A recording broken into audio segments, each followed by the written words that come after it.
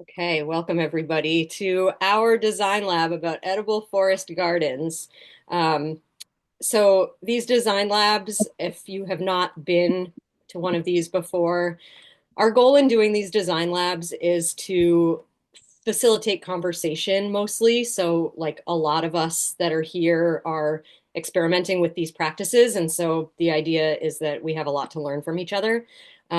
And so if you're here to share, that's awesome. If you're here to listen, that's awesome too. We'll go through a few slides just to kind of get on the same page and get the conversation going. And then we'll just sort of open it up to questions and conversation. So Jesse and Jesse, you can move the next slide. We are the Maine Ecological Design School, and our biggest offering is our 100-hour permaculture design course. We have one slot left for this summer. And Jesse, I think you can move the slide. It'll show the dates.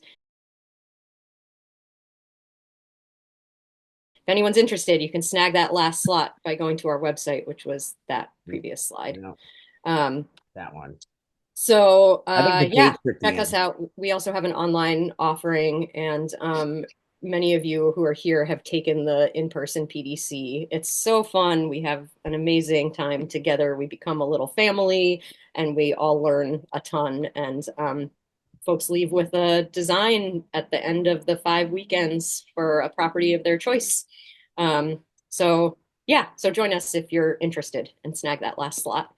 Um, Okay, so just real quick before we start. So this is a conversation about primarily about strategies. And Jesse, you can move to the next slide. Um, we just want to say before we get started that this is our definition, our working definition, one of the definitions that we use for permaculture. And what I want to highlight here is that permaculture is not just strategies and techniques, but it's also a design method. And we teach that design method in all of our courses. And but for the purposes of this conversation, we will be primarily focusing on strategies and techniques. And Jess, you can switch to the next slide. And this is the design process that we use. This is a lot of words on a slide, but basically you can see that the design process is bounded by ethics, design principles, goals, and then the conditions of your site and patterns. Um, so, and this is an iterative process, right? So we are like going through all of these steps multiple times. We're circling back. We're constantly evaluating and reevaluating the decisions, the design decisions that we've made. So if you want to learn more about this, again, you can join us. We're not going to focus on it tonight, however. No. So I will turn it over to Jesse. I think, Jesse, if you switch to the next slide, we can start by just quickly talking about the scales of permanence and go from there. Cool. And Yeah. I'll be monitoring the chat. If you have a lot of noise at your place, you might mute yourself, but I can kind of field questions to Jesse as needed. Um, okay. So scales of permanence. I have a tech question. What happens if I do that? Anything? Do you No. still, do you still see the slide? Yes. Fantastic. All right, cool. So, like Kate said, there's design process. It's like this, that's the design process. That's part of it. There's a bunch of steps, and we're not going to talk about all of those steps today, but it's worth noting that part of the in the permaculture is a holistic design process, and there today we're going to talk about strategies involving plant systems. We're going to talk specifically about designing the vegetation layer in the design process, but it's worth noting that there are a handful of steps in the holistic design process before we get to plant systems. So they're just to flag that there is some um, observations and design thinking that address climate, landform, water, and access before we get to plant systems. And basically, the take home lesson is if you need to do earthworks to catch water or manage water, or if you need built to build roads or something like that, any kind of landform engineering, something like that, it's best to do that first and to design and build that stuff first before we get into the plant systems. Some people think that because permaculture is about perennial cropping systems, that that is all there is to it, and that's the only focus. And just to flag that that's not all there is to it. There's actually water management and, like I said, access and circulation and stuff like that before we get to procedurally in the design process before we get to the vegetation layer. But so that's that. Um, so I guess I just want to talk a little bit about this concept, just to say that polyculture is the word breaks down to mean the cultivation of many things, and we are contrasting that here with this concept of monoculture, where you're trying to cultivate one thing in particular. Um, Polyculture, it can be about ecosystem design, and we're probably going to talk a little bit about ecosystem mimicry today. And while that might sound fancy, it can also be pretty simple. It can simply look like gardening because, after all, any backyard vegetable garden, any flower garden, any fruit guild, usually there is a mix of species that we're always cultivating. In any annual garden, you're not cultivating one thing, you're cultivating a bunch of things. Flower gardeners, they don't just grow one type of flower, we grow lots of different flowers. So polyculture is kind of a fancy word, but when I really think about it, it's pretty basic, just gardening practices where you grow a bunch of different things together. Um, this concept is also, I'll just say, it is a scalable concept for commercial purposes. So forest gardening is not exactly a recognized practice in agroforestry, although it is totally adjacent to some of the other recognized agroforestry practices. It lends itself to alley cropping, for example. It also lends itself to forest farming. And the agroforestry practice of forest farming might be undergoing a bit of an evolution and to a concept more along the lines of what you might call um, multi-story polyculture or something like that. But anyways, um, forest gardening, I think it does blend in nicely with agroforestry and with alley cropping specifically. This is how you would scale some of these ideas for a commercial farm purpose. Um, but the big inspiration here is that we look to nature, we look to forest ecosystems for inspiration in this thinking process. And this is why we make such a big deal of observation. Typically, we recommend people observe a site for one full calendar year in all 4 seasons before you make intervention or some kind of a disturbance. Um, so let's think a little bit about, let's just make some observations about some biomes that we already know. Most of us are here in Maine, and we're probably familiar with this mixed hardwood forest.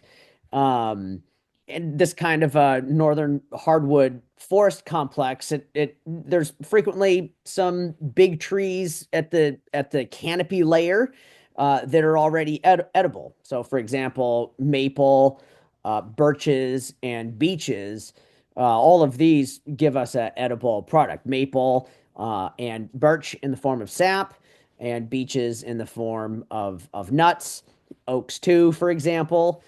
Um, so when we go out into, we go to a hike, we go hiking out in the woods, part of the invitation here, I guess, is to notice what plant communities and what families of plants seem to be growing together in repeating patterns. And frequently, as you make your observations, you will see that these repeating patterns of plant communities are based on soil, moisture, light, microclimate, and stuff like that.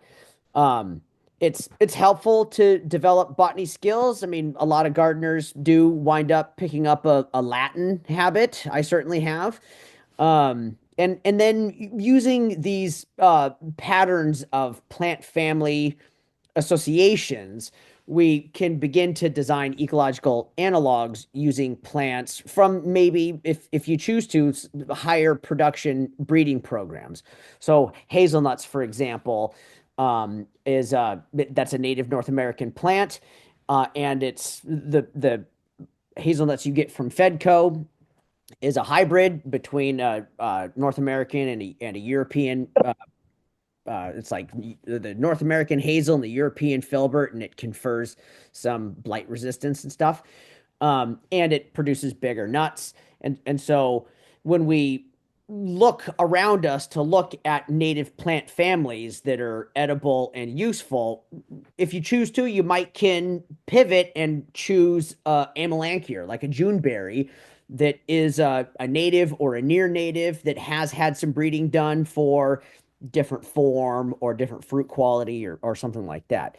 Um, this is also true of like some other, like just to name a few native plant families. It's like we got Amelanchiers, these are June berries, or shad bush they calls them, or uh, what are some other examples? Juneberry, serviceberry they call it too. Um, the elderberry, that's Sambucus genus. And then there's like native cherries and plums that are native to North America, as well as cane fruits like raspberries and blackberries, strawberries also, hazelnuts, oaks, and so on. So there's quite a lot of even just in terms of the native forest that we have. Once you get to know the species in these forests, it's already a food forest.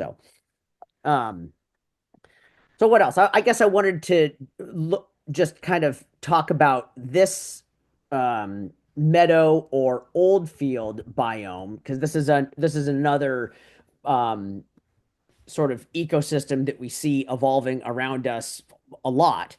Um, and so it's an anthropogenic landscape. It starts out as a meadow, and it's usually succeeded by what's called old field, which is where pioneer trees begin to jump into the field and take root and so on, like this.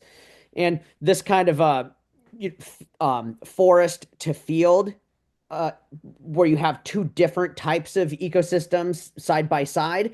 That edge of field and forest is a very productive edge. Maybe you all have seen one of the design principles is like designing with the edge effect in mind. And along that edge, you find a lot of fruits, a lot of vines too. Like this is where you would find apples and grapes, hazelnuts along this edge, cane fruits as well, strawberries and stuff like that. So, ecosystem mimicry is kind of what we're trying to do when we look to these local biomes for design inspiration. Um, and so, like I said earlier, there are some other considerations when thinking about whole ecosystem design. I mentioned climate, landform, water, and so on. But there's also some other design principles. So typically, when we design these sorts of landscapes, it's complementary to the goal of the inhabitants, the clients, and so on. And it's also it's our idea, the goal here is to have it fit with the ecosystem elegantly. Um, so some tools that when we think about designing these kinds of forest gardens and so on, ecosystem mimicry can be like a conceptual tool that you might use. Another design tool is designing by constraint. So if you live on a hillside or if you have a super flat space, these you could think of these as constraints that offer some parameters within which you have to design. Um, but then also there's the functional interconnections between species, between elements in a landscape system, and we'll talk about some of that here. But for right now, we're here to focus on just sort of the plant systems right now. So, in thinking about the plant systems, one way to approach the design, um, one way to approach the design of these plant systems, it's going to move this over here, is to think about plants by function. Okay. Um, in an ecosystem, we like to contemplate a certain percentage of nitrogen fixers, mulch plants. Pollinator habitat is really important these days with the insect apocalypse and Anthropocene and all the rest of the sort of story. So native plants is an important facet here. Um, Ground covers are pretty easy. These are like prostrate growing plants. Grasses count, I think. Clovers, I think, count too. But ground covers, they're low growing prostrate plants that keep the ground covered. Um, hyper accumulators. This is like so we got the comfrey in the middle here, and hyper accumulators are plants that sequester a lot of or interesting sorts of nutrients from the soil and sequester it in their tissue. That then you can take that tissue, put it through a compost or chop and drop or something, and it acts as sort of like a fertilizer um, in the mulch. Um, Pest confusers, these are basically any strongly aromatic plant. The idea here is that it kind of confuses some of the insects, some of the nuisance species, but anything that has a strong aromatic smell. So again, speaking in terms of plant families, uh, these include like mint family and onion family in particular. And a really important feature in thinking about these sorts of in thinking about forest gardens is the architectural forms of the garden, where you have trees, shrubs, herbs, vines, and so on. It is really critical to um, arrange these different architectural elements according to their mature size so that you can so that you can give everybody enough room. um okay, so what's next? Yep, design considerations. Think about the ecological functions you're trying to achieve. Ecological functions, this includes like the native pollinator habitat and like nitrogen fixation and making sure that you are cycling nutrients with mulch plants and stuff. Um, and every person is going to have a different sort of goal in mind and what they're trying to achieve with their ecosystem. So yields in this case, we're talking about permaculture here, which usually and frequently involves edible landscaping. So there's often edible yield that people are interested in, growing fruits and nuts and so on, berries. But yields doesn't have to be edible. It could be like have an ecosystem function in mind. Again, like that native pollinator habitat. It could just be trying to grow more shade. Um, Architectural forms, like I mentioned, we're going to talk about this again in some detail in a minute. But again, it's like trees and shrubs. It's springtime. We're all going to plant sales right now, hopefully, and we're buying trees and shrubs like crazy pants. And when you bring that little bare root tree or shrub home, it's important to remember that that baby tree or shrub is going to grow into something that could be 15 feet tall and wide if it's a hazelnut, for example, or if it's a dwarf fruit tree, 15 feet tall and wide. So you'll want to use a tape measure and kind of measure things out and really um, spend some time with some kind of a paper design. We like that. We tend to encourage people to make the easy mistakes on paper before you plant stuff too close together, because that is routinely the easiest mistake and the most common mistake is people plant stuff too close together. I still do it. Um, and then think about how you're going to get the crop out. Think about if you need rhizome barriers for rhizome spreaders or something, and then think about you know building out your projects in phases, and again with an eye towards harvesting and how you're going to get if you have an edible yield, how do you get that harvest out? So this is why we talked about access and circulation prior. That's where the access and circulation layer comes in. So, just to talk a little bit about the architectural forms in these forest gardens, depending on who you talk to, there's a bunch of different layers. Tall trees in our case is usually a nut tree of some sort, like a walnut or a oak or something. Smaller trees below that, these are our fruit trees, like your peach trees, apple trees, pear trees, and so on. They can get those are big elements, big tree elements, but they're not as big as like an oak. Oak might have a 50-foot canopy, whereas standard rootstock apple tree, we're talking 25, 30 feet in diameter.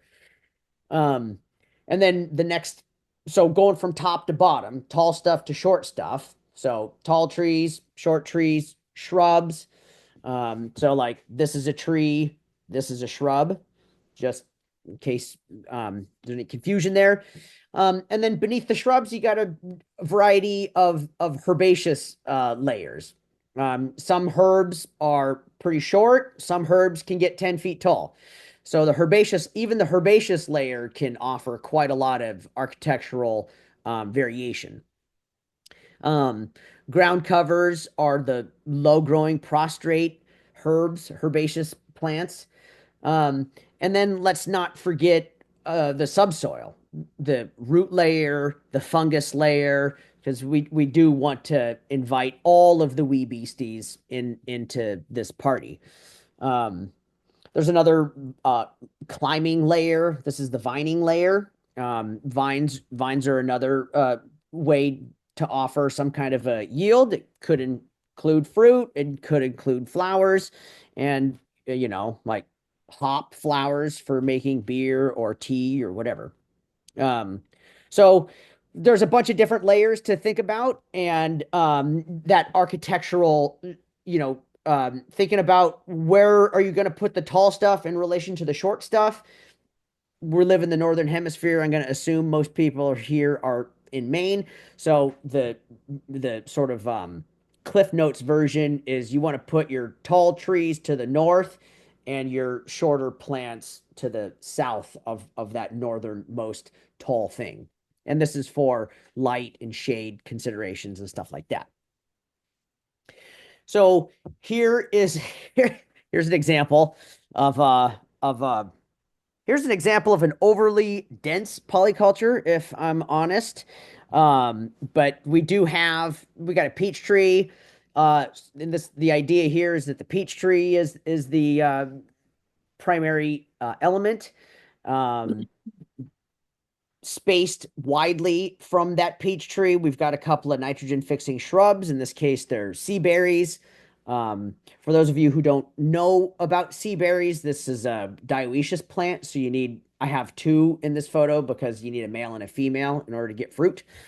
In the background, there's American plum, and then underneath the peach tree and the sea berry, we have a herbaceous understory that includes vegetables. There's medicinal plants, culinary herbs, um, and a lot of these plants do double duty. So, like comfrey is a medicinal, but it's also a mulch plant. The flowers are also good for generalist insects.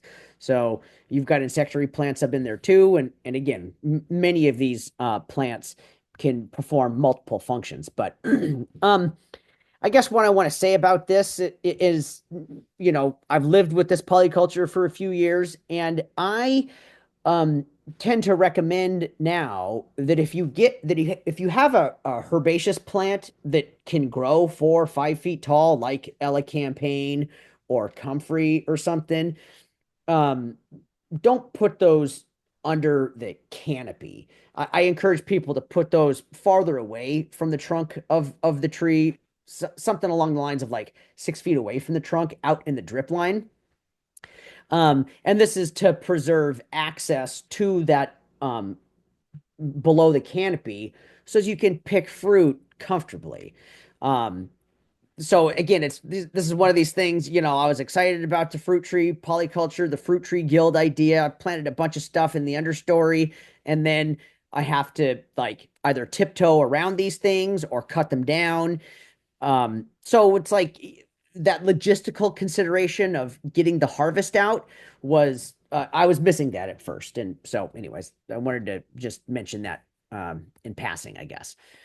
Um, okay, so alley cropping, again, I mentioned that for scaling purposes for like a farm system or something, alley cropping is the agroforestry practice that lends itself quite nicely to this forest garden concept. And so in this example, what we have is a line of hazelnut shrubs, which you can see on the left there, going down. You can see the three white posts. Um, so there's a line of hazelnut shrubs, and then there's a line of fruit trees with a wide space in between. And that is the alley between the perennial elements of trees and shrubs. That alley, this is where right now I'm basically just growing grasses and herbs. It's sort of like a meadow. I'll harvest that with a scythe, and then use that as mulch in the annual beds using like a grass fed vegetables kind of technique, like Jim Kovaleski, our friend. Um, and uh, so with these lines of fruit trees and shrubberies or whatever in the understory of those fruit trees, you can have a perennial herbaceous understory that can include, tea herbs and native pollinator plants, perennial vegetables, and so on. You could also mix in fruiting shrubs if they're shade tolerant in the understory.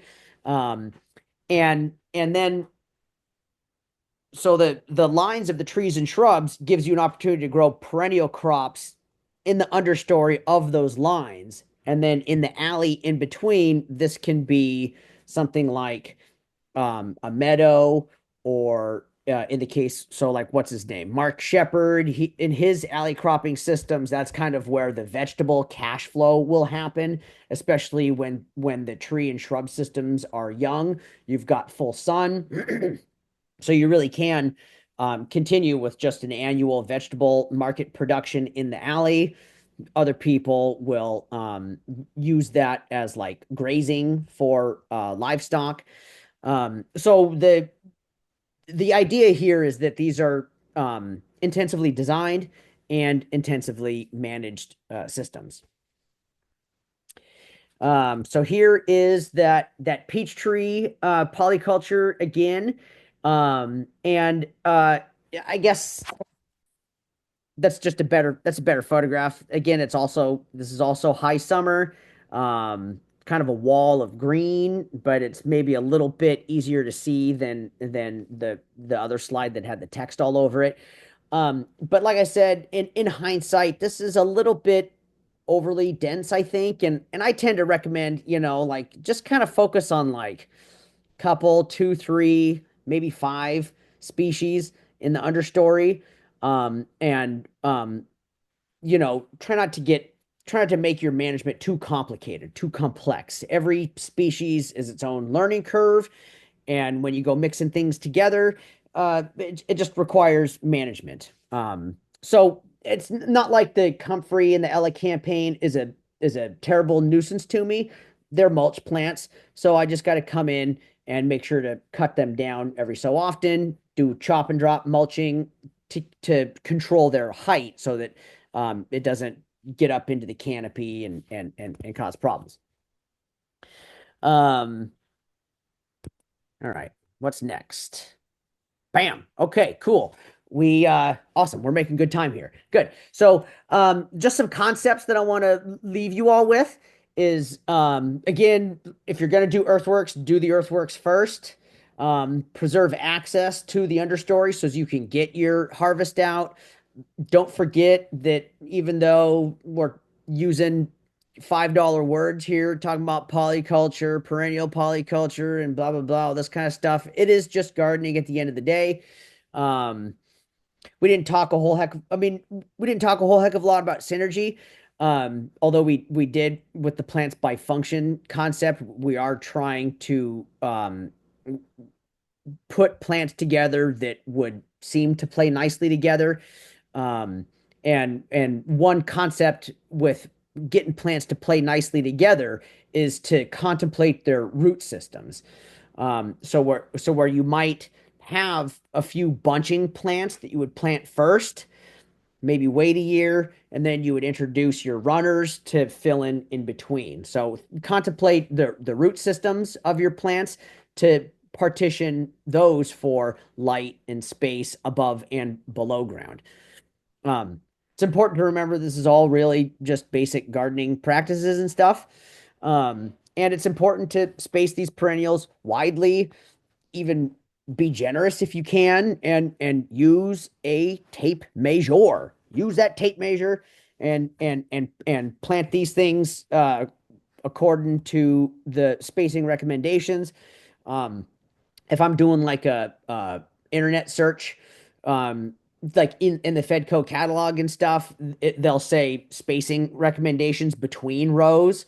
That's the terminology that I key in on, is like, what are the spacing recommendations for standard rootstock apple trees? Typically, the recommendation for between row spacing is 25 to 30 feet. So that just allows for a full crown expression of a standard rootstock apple tree. And if it's semi-dwarf or dwarf, then them are smaller again. But still, it's like we're still talking 15, 20 feet between dwarf and semi-dwarf. And just make sure that you use a tape measure and space them as widely as you can. And if you can't, just understand that you're going to have the crowns are going to be mingling together at a certain point in the future. And it's pretty easy to sort of plant a thing and forget about it for 10 years. And then it's like, oh, wow, I've got stuff too close together. What am I going to do? It's easy to do that. So that's why we harp about the tape measure a lot. Um, Practice your observations, look to the edges where the action is, get to know your plants, and get to know your soil so as you can tailor the planting plan to your soil type. Um, okay, I would be remiss if I didn't mention this thing. So here it is. We've got a course coming up. It's just about full, but those are the dates. This year, we're getting started a little bit early this year. And we look forward to seeing you all there. And that's probably good, don't you think? I mean, maybe we just kind of open it up now and chit chat. I think that's great. Okay, And cool.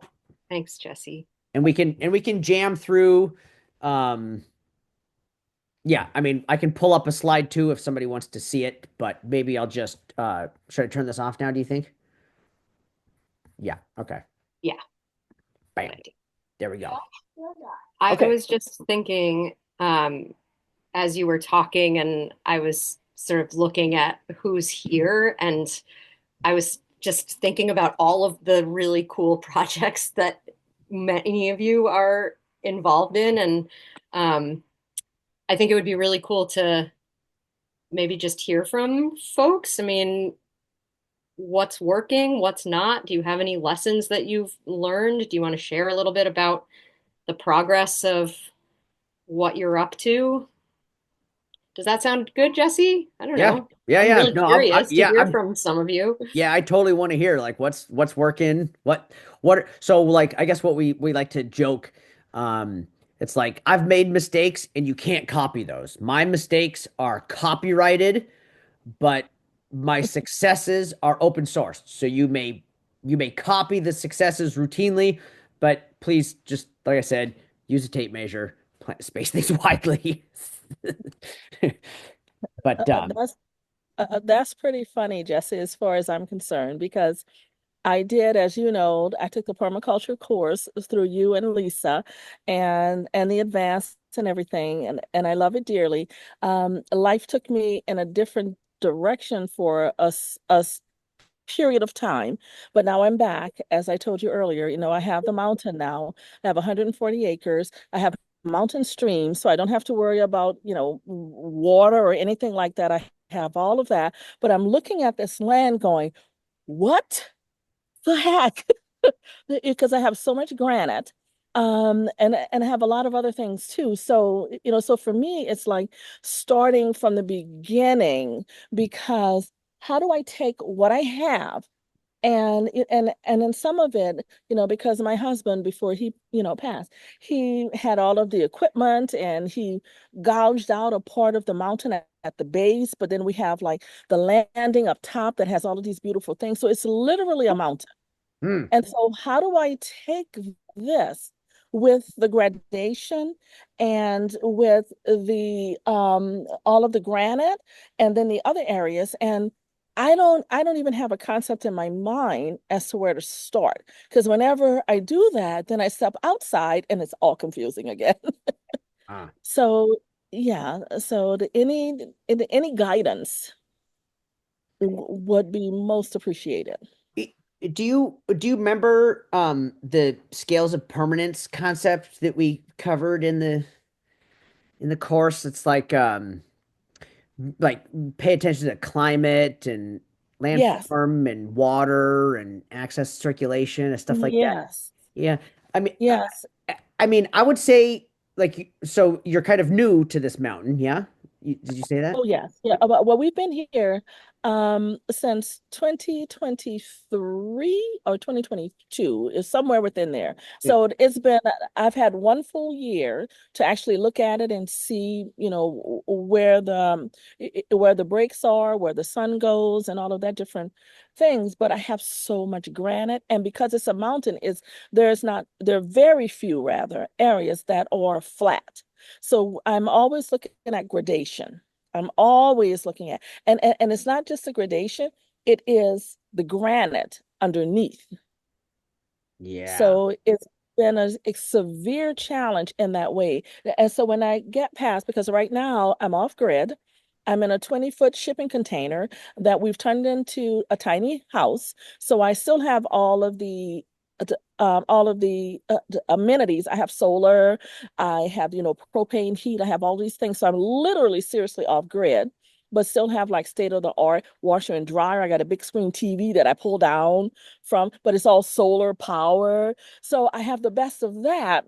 But when I want to go 100% off grid and maybe, well, I am 100% off grid, but to elevate it to where I'm doing all of my own food, but not just in pots, but in like of a permaculture kind of forest thing, the land and the gradation, and because there are some parts where if it rains, I literally get a waterfall.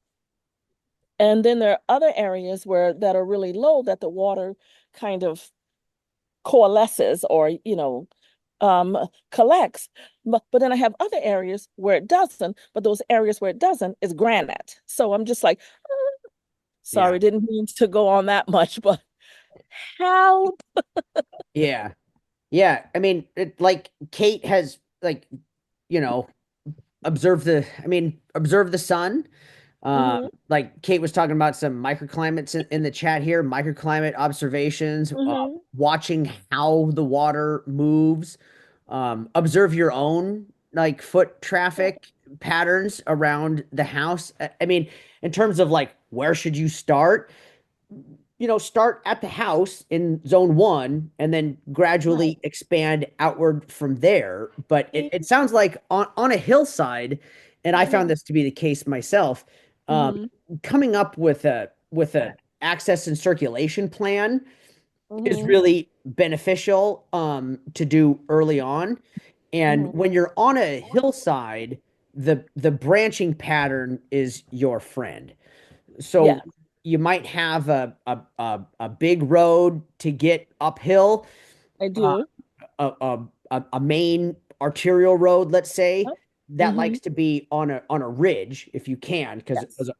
a ridge is a good place to put a main arterial road on account of that ridge already being Hmm. convex, so water will fall away from that roadbed if you can. So Yes. like Well, that was already here when we bought the mountain because people who owned it before, they let a logging company come and they pretty much just took all of the really big trees. So I have tons of trees because it's a forest. It's really a mountain forest, but there are a lot of young trees.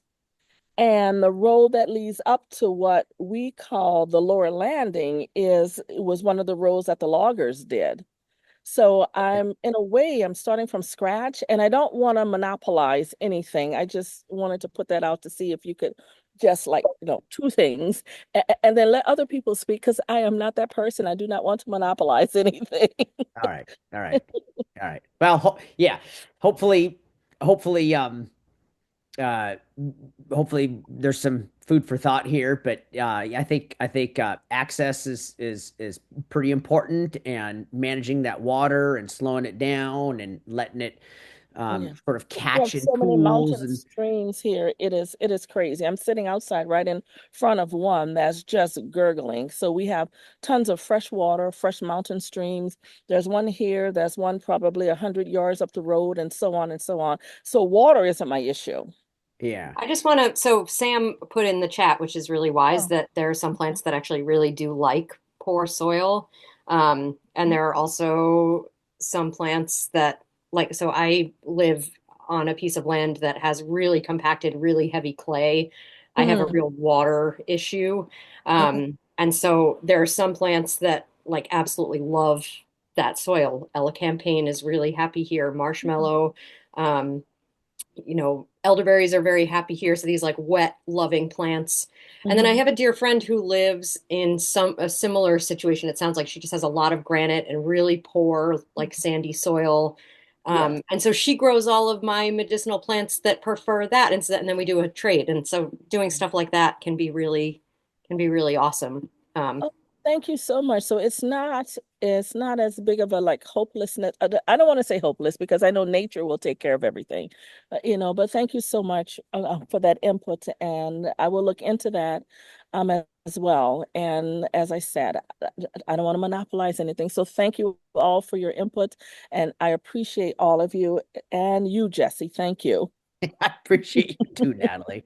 Designing 140 acres, that's a huge, I mean, you're Mm, not going to design all of it, obviously, or you'll have chunks, right. but And that's it's it's an mountainous. overwhelming Mm. thing.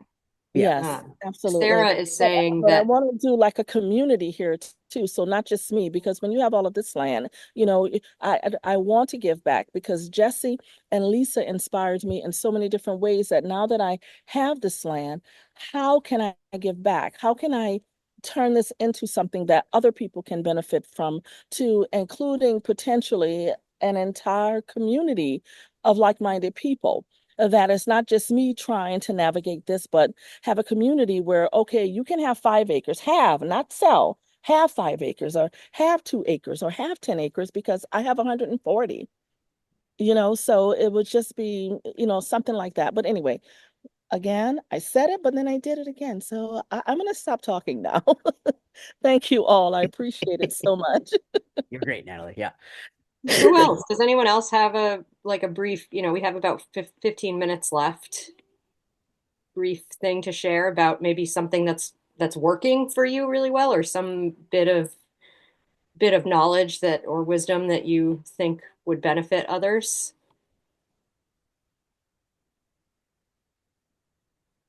This is just a really small thing. Hi, I'm Jennifer. This is a really small thing. Can everyone hear me? Yeah. Yes. Okay. Um, I like got this from somebody else, but when I plant something, I've been just like taking a moment to plant it with like positive intentions and kind of whether I talk to it out loud or I talk to it in my head, um, to just sort of be like, welcome to this spot. And like, I hope that I've chosen well for you. And if not, that, you know, we'll see. Kind of, you know what I mean? I don't know. I feel like there's something about it's like it makes me feel good. I hope that it like helps with like the success of that plant in that place. Small thing, but it feels good. Wow. I love that a lot. Yeah. Sing to him too. Don't forget to, I mean, I think my daughter's out there singing to the plants right now. You know, like they do. This is so Jen, what you're talking about is this concept of reciprocity, right? And that's a really important one of the most important concepts we can reincorporate into our thinking is, you know, how do we give gifts back to these plant people? Because these plant people, I mean, they're the most generous people around, you know, and so I really love that about, you know, as you know, being intentional and planting these, you know, these baby, you know, bare rootstock plants that we're starting to get now because it's that time of season, you know, when you go to plant them, you know, like say a kind word, give them a gift of something, you know. I mean, a gift of compost, sure, you know, but gift of a song, yeah, gift of well wishes. I love that a lot. I think you're on mute, Pompey.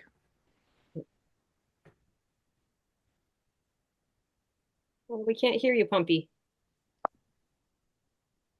Do you want to maybe type it into the chat if it's Yeah, you can something? type it. Yeah. Laura, I was just responding to you in the chat, but I'll just say it because it's easier. So I have a lot of pine trees, and we had low bush blueberries just like show up. It was really strange, and we actually just took one of them out, and so I like salvaged some chunks of the sod, you know, or like the surrounded by pine needles, and it was like growing into like the roots were growing into the roots of the pine tree. It was really fascinating. Um, anyway, so and I've been like just trying to move them around, and I'm not sure how successful I've been at like spreading them around, but they continue to spread every year. So it could be worth experimenting with some chunks of like the Fedco low bush blueberry sods. Yeah, I do actually have quite a lot of low bush blueberry, which is quite nice. And I'm trying to encourage that to spread. But as far as other plants other than blueberries, I'm wondering if anyone has any success with more acidic or dry, shady soils. Actually, many of our native plants love all of those conditions. So, if it's at all helpful to you, I do have a plant list on my website, not so you can buy plants from me, but I provide enough information so that you can sort of become more informed and more aware of which plants might do well in your particular location. And then when you go to a grower, you can actually be very well educated in asking the questions and finding out what they have available. That's great. Thank you. Oh, would you be able to put your website maybe in the chat? I was going to say, Ivy, I can do it if your hands are in the soil. Yes, actually, I'm knee deep here in planting pots right now. So thank you. Um, Molly is saying yeah, Molly had a response. go ahead. Yeah.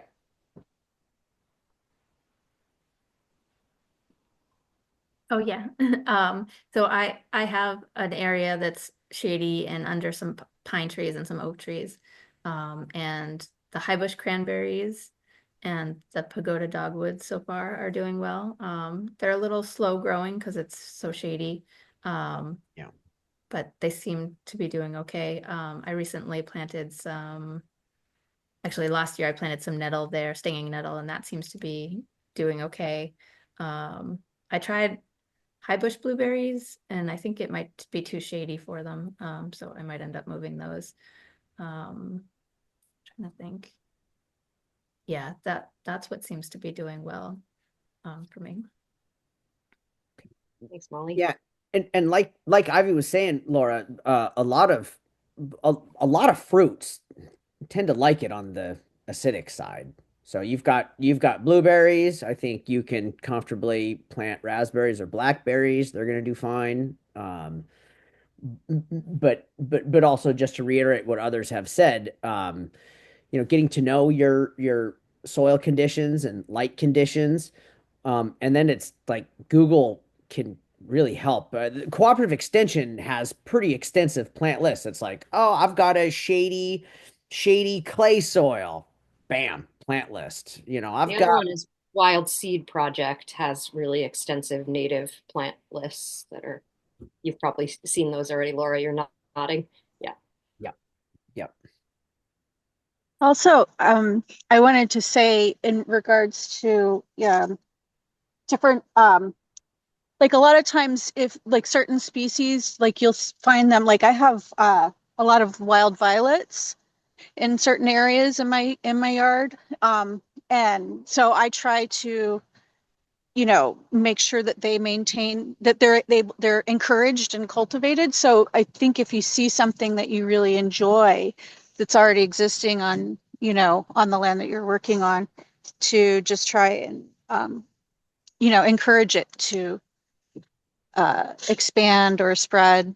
Well, I have violets and forget-me-nots and all kinds of blackberries and raspberries that have all volunteered. And that's been one of the, I think, bigger successes that I've had working on my garden. Beth also just offered something in the chat. Beth, do you want to? Is Beth still here? Sure, I'm here. There you are. So I live on Cape Cod, and so I know a lot about poor soil and pine trees. And we have a bunch of huckleberry and bearberry and blackberries, and also some wild black raspberries, viburnums. I had beaked hazelnuts show up recently, and also we have a lot of bayberry. All of it's growing in the partial shade to shaded areas under the pines in our little woods. So it can happen. Good stuff shows up.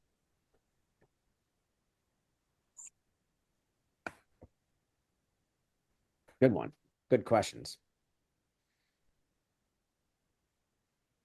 What else? We probably have time for maybe one more. Anyone have like a challenging site that they're working on, or something that we can workshop?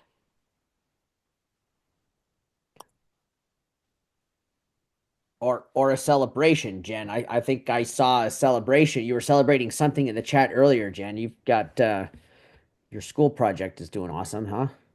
Oh my gosh, it's been more than I could, like, I did not understand how hard a multi-stakeholder project could be. And during the design course, you guys told me, and I was warned, but I tried it anyway. And it's taken me years. But it's a good reminder because like really good things are often slow. And our like fast-paced kind of timelines that we've become accustomed to are not necessarily natural. So yeah, it looks like in about 2 weeks, we're gonna start planting the very first kind of student designed orchard arboretum mashup on campus, which is pretty exciting. I don't want to jinx it though, so I'll tell you if it actually happens in 2 weeks. Yeah, that's so exciting. So Jen, are you, maybe I'll just mention Retrius. I'll put it in the chat. Yes, I'm working with them. You know them already. Awesome. Yeah. Good. Yeah.